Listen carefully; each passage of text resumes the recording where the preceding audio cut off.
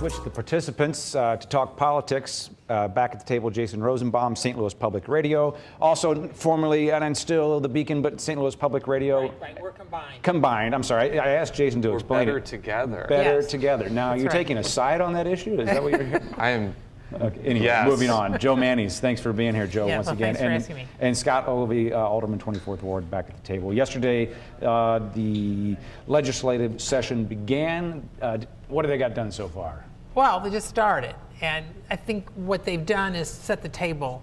Both parties and many of the people in and outside the Capitol have been talking about what they want to discuss and what they don't want to discuss, what they want to do and what they don't want to do. So there's a lot of topics out there, but in the next month or two, that'll get narrowed down to what legitimately can be done. So what can be done? On my home base over at KSTK today, we heard the Speaker of the House and another gentleman from the labor side talking about right to work. That's already in the news in one day. Are we going to see some movement on the right to work issue? No, we're not, and here's why. Not to poo-poo on Speaker Jones right there, but it's going to have a hard time getting out of the Senate. Even if it gets out of the House, it'll Why? face an all-hands-on-deck filibuster. The Republicans control Right, the Senate. Well, here's the deal. Jones is doing it in part for political reasons. He's likely to run for statewide office in 2016. He's trying to really solidify his support among fellow conservatives.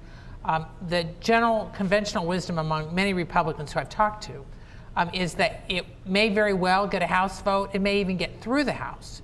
Then, as Jason is correct, it'll then get killed in the Senate because you have, in the Senate, you can still filibuster to death, even if you are outnumbered. Plus, you've got some Republicans who really don't want to do this. There are many businesses in the St. Louis area who have unions, who have had these long-standing relationships, and they've worked out how things will operate, using Boeing as an example. So they're not necessarily keen on this. You've got Missouri Chamber, which is sort of for it, but there's other issues that they want to push as well. So Jones, this is in part political, to make a statement that he can do this, and then whatever happens in the Senate, happens in the Senate, and he still looks good. Let's talk about the county race. Charlie Dooley will be challenged this year in the Democratic primary. I'll put you on the spot. You're taking me out of my comfort zone. Well, I was just going to say, we'll get you your outside analysis as a city man. What do you see going on there with one of your fellow Democrats? He's actually an independent. I Casey. apologize. He's not a Democrat yet. Right, Dooley, for the time being.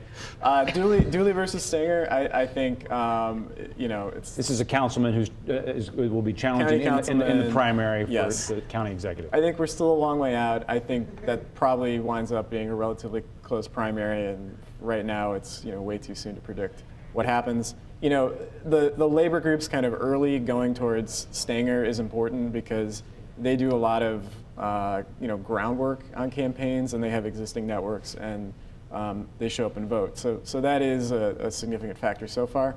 On the other hand, I mean, Dooley has won some tough elections before.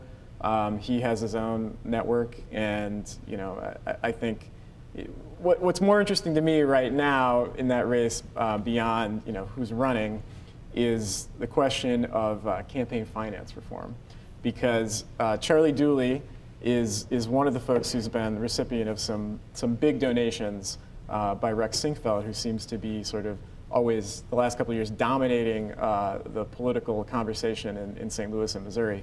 There's a lot of talk, and it may just end up being talk, at the state level about going back to a system of limits on contributions. We are way far out of the norm, the state is now, with no limits on contributions, no limits on lobbyist gifts, no limits on who can lobby. Legislature's going into the lobbying ranks after they exit the state legislature. So it would be, that's a case where, I would love to see those two match up in an environment where you couldn't get a $250,000 campaign contribution to one of them. Any chance that's going to happen? And that's a county race, too. Any chance that's going to happen? Well, possibly in St. Louis City if your bill manages to get through, because he's sponsored a bill to actually limit donations for city officials. But as far as state officials, I just don't really see the cards kind of shuffling in that way just because Republicans are so dominant in the legislature. I will say we had Jason Kander, Secretary of State, on our podcast recently, and he is going to be pushing for ethics reform, limits to campaign contributions, limits to lobbyist gifts and whatnot. Whether that pushing leads to anything, I think remains to be seen. Well, there's a couple things that I wanted to mention. First, as far as campaign donations, one of the major things, and Jason's written about this too, is that it's not just Republicans who aren't too keen on campaign donation limits. Attorney General Chris Koster, who's a Democrat and the likely Democratic nominee for governor in 2016, is not for campaign donation limits. So if it doesn't happen in the next couple of years, if Koster gets elected governor, chances are it's not going to happen for the next 8 years unless there's some sort of compromise on some sort of deal. But beyond that, if you look at what's going on in St. Louis County, while Dooley has gotten some major contributions, Stenger actually has gotten a string of large contributions from labor the last couple months. And labor has lined up behind Stenger, but there may be some splintering off going back to Dooley. The key wild card, there's 2 wild cards there. The first is County Prosecutor Bob McCullough, who endorsed Stenger early. He's probably the most prominent, powerful figure in the county among Democrats, and behind the scenes, it's how active he gets in the primary between Stenger and Dooley that may play a role. The other thing is the Republicans so far have not come up with a major candidate. They have one candidate, but they don't have anybody major. And from what I'm hearing from the Republicans, they probably won't. Okay, we'll leave it there because we have to transition to another topic that actually started out really in 2012 with the Supreme Court upholding the Affordable Care Act, but it certainly made a lot of news in 2013. Let's once again take a look back to better take a look forward. I would not be able to get into the exchange, and I would be without health care. They can't be a good consumer and pick the right MRI or the right doctor to go to without the information. Healthcare is scary. You go into your doctor's office, and if you don't know the things that they're mentioning, you don't know the drugs they want you to take, you don't know the diseases they're naming, that can be really terrifying. We are not going to be able to have the traditional model of Marcus Welby, one doctor per person. We've got to open it up. Believe me, we really need to do something about Medicaid expansion, because what we didn't do in Missouri last year is huge. When they formed the Affordable Care Act, the idea was that states were going to expand Medicaid, and so that would take up the coverage for these people that couldn't afford it. So everyone that lives in poverty in Missouri is still uninsured.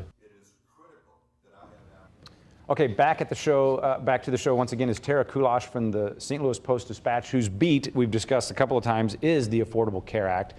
Maybe you can just do a quick review with us. What were some milestones in 2013 for the Affordable Care Act? We had the marketplaces. Right. What else was dominating your columns? Sure.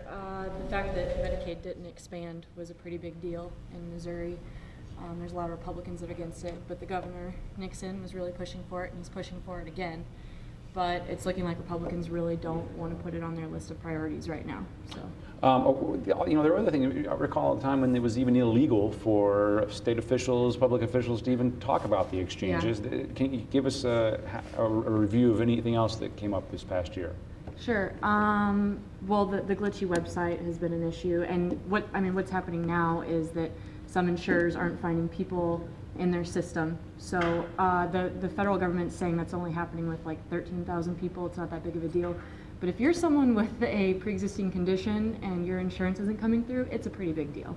And Missouri had a easier time, harder time than most states when it came to navigating the exchanges. Most states had a hard time. That's really how it goes. Even states that had their own exchanges had a really hard time. Look at Oregon, they are doing awful. That's what I was getting at, because at one time we thought having your own exchange, and that was Right. something we did not do here. Any chance that Medicaid will be expanded? That was a pretty big part of this law. In the short term, no. For the very reasons that she stated. The Republicans controlling the legislature are not keen on this. Now, the Missouri Chamber has come out and says that they're going to be more aggressive this year in pushing for it because of the money that's involved. You've got the governor and many in the business community who are saying, look, we're sending $2 billion a year that could be coming here to other states because we didn't expand Medicaid. Plus you have up, depending on the estimates, up to 300,000 Missourians who don't qualify for the subsidies on the exchange because they don't make enough, but they should be on Medicaid, but because we didn't expand it, they're not there. So they're in this hole. And so there will be a push for that, but chances are not much.